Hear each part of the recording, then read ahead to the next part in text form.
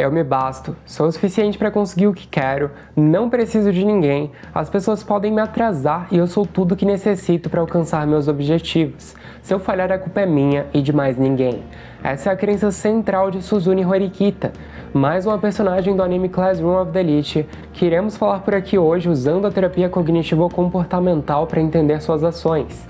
Esse é o canal Analisando Personagens, eu sou o Alan, sou estudante de psicologia, e por aqui nós falamos de psicologia relacionada ao mundo de séries, filmes, animes, jogos e atualidades no geral. Se você curte conteúdos como esse, já deixa o seu like para que a cada dia possamos trazer mais conteúdo e com cada vez mais qualidade para vocês. E agora vamos pro vídeo.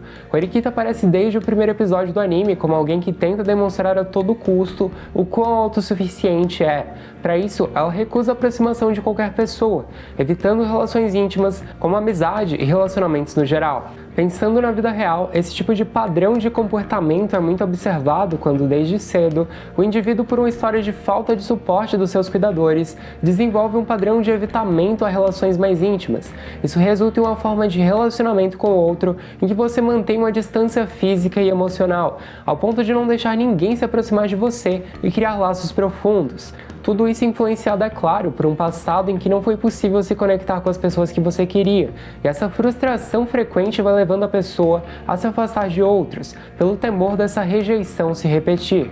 Isso faz com que a Horikita, assim como a Ayano Koji, que já falamos por aqui, tenha péssimas habilidades sociais, tendo dificuldades em iniciar e manter conversas, demonstrar empatia e ser uma pessoa mais assertiva, mantendo uma comunicação passivo-agressiva que dificulta muito o seu trabalho em equipe e prejudica ela própria no seu objetivo de alcançar a turma A. Apesar de não termos informações precisas sobre o passado da Horikita, a hipótese de que a personagem tenha vivido uma ausência significativa por parte dos seus pais ganha força quando ela diz que teve que se virar sozinha desde que tinha 6 anos de idade, indicando que ela nunca teve o suporte de pais presentes e, se eles estavam lá, entre eles e nada não havia uma grande diferença. Isso vai levar a Horikita a depositar toda essa necessidade de segurança, validação e amor, que não foi possível ser direcionada nos seus pais, no seu irmão, formando uma relação em que, para que a Horikita se sentisse suficiente, ela precisava da aprovação do seu irmão.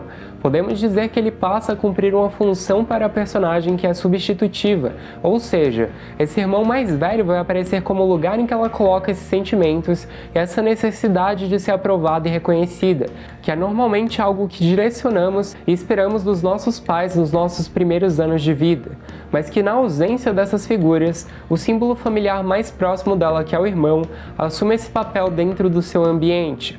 Só por curiosidade, uma outra abordagem, que é a psicologia analítica, chamaria isso de complexo de irmão, mas como estamos falando da terapia cognitivo-comportamental, o entendimento do que acontece é um pouco diferente. Porém, se quiserem de repente um short sobre isso, é só deixar nos comentários, tudo bem? Por conta de todo esse contexto, a Suzune se torna muito dependente da opinião dele sobre as suas ações e tenta mostrar a todo custo que ela é incrível e deve ser reconhecida por isso. Para ser enxergada pela pessoa que deposita tantos sentimentos, ela vai para essa escola super renomada, onde ele estava, mas tem essa surpresa de ser colocada na pior sala possível, que era a turma D, conhecida por reunir os alunos considerados os piores da escola, seja em inteligência, habilidades, relacionamentos ou outro aspecto.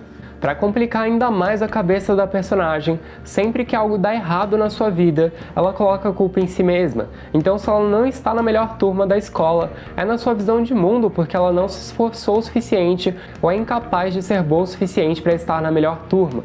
O anime não confirma essa informação, mas a julgar pela capacidade intelectual, física e criativa da Horikita, o que levou ela a não estar na turma A foi justamente a sua falta de habilidades sociais. E aí talvez você pense, ok, mas essa é uma característica dela, então é culpa dela não ter sido boa o suficiente para entrar na turma A. Porém, se analisarmos a situação, ela só não tem habilidades sociais porque passou por uma história de vida em que desenvolveu um padrão de fugas de relações íntimas, em decorrência das pessoas que ela se relacionou e das circunstâncias às quais ela estava exposta. Então é injusto dizer que é exclusivamente culpa dela não ter habilidades sociais, e é pior ainda ela enxergar essa derrota como um fracasso que é exclusivamente seu, mas é justamente isso que ela faz. O nome que a terapia cognitivo-comportamental dá para isso é estilo de atribuição. atribuição. Nesse caso, uma atribuição interna, em que vemos a nós mesmos como a causa da nossa falta de êxito e por isso experimentamos o sentimento de insuficiência e incapacidade, sem perceber que quando não atingimos um objetivo, isso pode ter sido causado por situações que fogem ao nosso controle.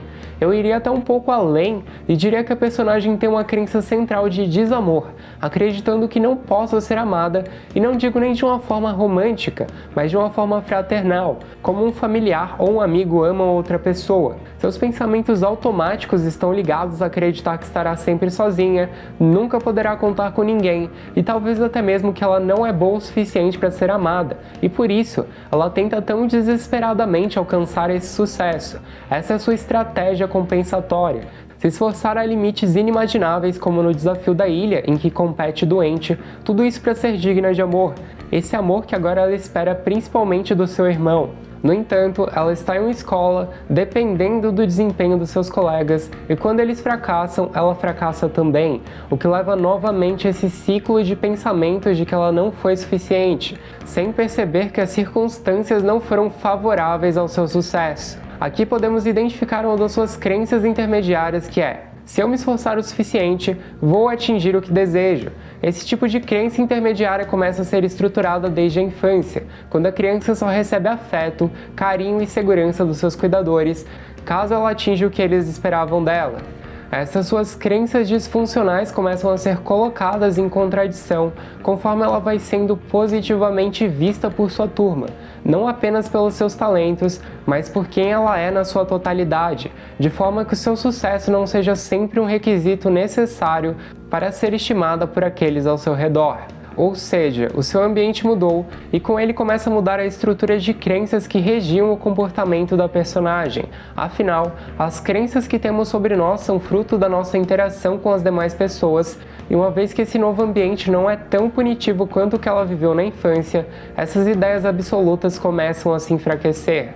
Porém, nem tudo é lindo e maravilhoso, e essas mudanças da Horikita ainda são bem tímidas. No entanto, já são suficientes para que no fim da primeira temporada ela seja uma pessoa um pouco mais sociável e aberta a desenvolver relações fraternais do que era no primeiro episódio. Sua crença de que seu sucesso depende exclusivamente de si mesma começa a se enfraquecer, com ela percebendo que precisa da ajuda de pessoas como a Ayano Koji para atingir os seus objetivos e que o trabalho em grupo, ajudando e sendo ajudada, é a única forma de alcançar a turma A. Horikita inclusive acredita que recebeu essa ajuda do Ayano Koji no último episódio do anime, porque no final das contas ela atingiu o que queria, meio que sem perceber que para isso ela foi usada pelo personagem, que a deixou competir doente e ficar decepcionada com si mesma por achar que prejudicou sua turma e ainda levar uma surra na floresta. Essa sua característica de alcançar o sucesso, custe o que custar, faz com que ela seja mais facilmente manipulada pelo Ayano Koji e se torne uma ferramenta na mão dele.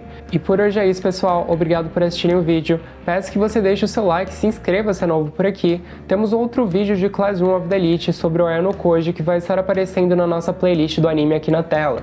Em breve nosso desejo é adicionar mais análises sobre o anime, ainda mais agora que ele está caminhando para a segunda temporada. Se cuidem, um grande abraço e até a próxima análise.